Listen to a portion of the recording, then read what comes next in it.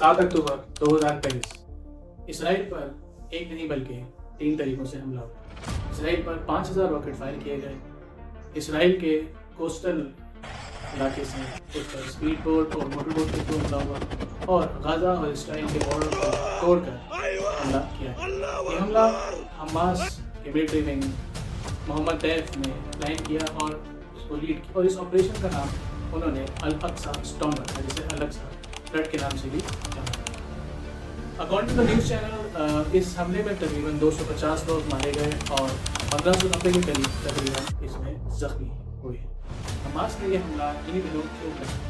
दरअसल इन दिनों में इसराइल में एक बहुत बड़ा सेलिब्रेशन होता है जिसे हिब्रू में सिमचट तोहरा के नाम से जाना जाता है, जिसका मतलब है जॉय ऑफ तोहरा। इन दिनों में इसराइल में बहुत बड़ा सेलिब्रेशन होता है। तमाम लोग, पूरी दुनिया के लोग यहाँ पर आके इसको सेलिब्रेट करते हैं और ये उनके रिलीजियसली भी उनके दिल के करीब बहुत है इस दिन। हमास ने इस हमले को प्लान करके इसराइल को ना कि सिर्फ फिजिकली बल्कि इमोशनली भी बहुत ठेस पहुँचाई है। इस तमाम हमले को जानने के लिए, पूरे अटैक को समझने के लिए हमें हमास की और इसराइल की ज्योग्राफिकल लोकेशन को समझना पड़ेगा। तो जैसा कि आप मैप देख सकते हैं, इसराइल मिडिल ईस्ट की में एक कंट्री है। अगर आप इसराइल का मैप को गौर से देखें तो इसराइल के नॉर्थ में है लेबनान, नॉर्थ ईस्ट में है सीरिया, ईस्ट में है जॉर्डन, साउथ में है इजिप्ट और वेस्ट में है मेडिटेरियन सी। इसराइल के मैप को अगर गौर से देखें तो इसराइल का मैप 3 हिस्सों में डिवाइडेड है। इसराइल के मेडिटेरियन सी की तरफ एक गाजा स्ट्रिप है और जॉर्डन की तरफ वेस्ट है। और इसराइल का मेन फाइनेंशियल हब अब तल अवीव है, जो कि ऑल्सो मेडिटेरियन सी के करीब। अगर वेस्ट बैंक की बात करें तो वेस्ट बैंक और इसराइल के बॉर्डर पे है जेरूसलम। जेरूसलम के अंदर ओल्ड जेरूसलम सिटी में मस्जिद अक्सा वाक़ है, जो कि तमाम मुस्लिम ममालिक के मुसलमानों के लिए एक बहुत ही अहम जगह मानी जाती है। अगर आप मस्जिद अक्सा और जेरूसलम की हिस्ट्री के बारे में जानना चाहते हैं तो प्लीज़ ज़रूर कमेंट करके बताइएगा, हम उसके ऊपर एक डिटेल ब्रीफ वीडियो जल्द लेके आएंगे। Coming back to the topic, अगर गाजा स्ट्रिप की बात की जाए तो गाजा स्ट्रिप को कंट्रोल करता है हमास और वेस्ट बैंक को फतेह, जो कि एक पॉलिटिकल पार्टी है। हमास की बात की जाए तो हमास को बहुत से मुल्क एक टेररिस्ट ऑर्गेनाइजेशन मानते हैं, जिनके नाम हैं Canada, European union, Israel, Japan, Australia, USA, UK. ये सब मुल्क हमास को एक टेररिस्ट ऑर्गेनाइजेशन मानते हैं, जबकि दूसरी तरफ जो कंट्रीज इसे टेररिस्ट ऑर्गेनाइजेशन कंसिडर नहीं करती वो हैं Brazil, China, Egypt, Syria, Iran, Norway, Qatar, Russia, Turkey. Israel ने अपने डिफेंस में जो हम ऑपरेशन स्टार्ट किया उसका नाम रखा iron sword. Israel defence force, जिन्हें IDF के नाम से भी जाना जाता है, उन्होंने अपनी नेवी और ग्राउंड फोर्सेस को रेडी कर लिया और साथ ही साथ उन्होंने गाजा पर बहुत सारे एयर ड्रोन स्ट्राइक भी स्टार्ट कर लिया। इसराइल के प्रेसिडेंट नेतन्याहू ने एक प्रेस कॉन्फ्रेंस की जिसमें और इसके साथ इसराइल के डिफेंस मिनिस्टर का भी बयान आया। उन्होंने कहा कि हमास ने एक बहुत बड़ी गलती की है और इसे इसकी भारी कीमत देनी होगी। इसके साथ इसराइल के एनर्जी मिनिस्टर ने भी एक ऑर्डर साइन किया है जिसमें उन्होंने कहा कि इसराइल के गाजा की एनर्जी सप्लाई काट दी जाए। गाजा की काफ़ी एनर्जी इसराइल से ही सप्लाई की जाती है। इन सब के बीच सोचने वाली बात यह है कि कैसे इसराइल की इंटेलिजेंस एजेंसी मोसाद फेल रही इस पूरे ऑपरेशन को इंटरसेप्ट करने में। ऐसा माना जाता है कि मोसाद दुनिया की बेस्ट तरीन एजेंसी में से एक है। इनके इन्फॉर्मेंट्स ना कि सिर्फ फ़लस्तीन के अंदर बल्कि लेबनान, सीरिया, जॉर्डन, इजिप्ट और दुनिया के कई ममालिक में मौजूद है। इस वक्त इसराइली गवर्नमेंट को बहुत क्रिटिसिज्म फेस करना पड़ रहा है।